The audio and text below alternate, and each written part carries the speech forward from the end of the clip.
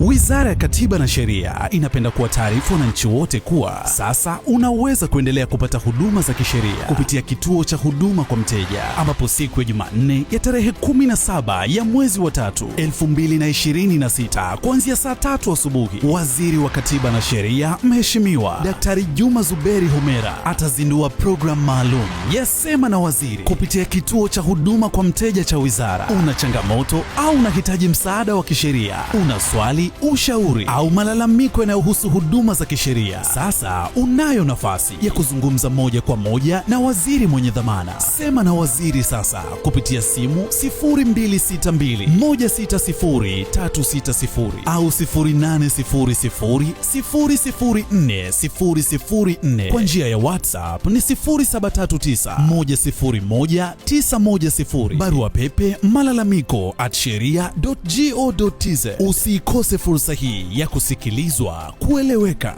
na kuhudumiwa bila malipo. Nyote mnakaribishwa.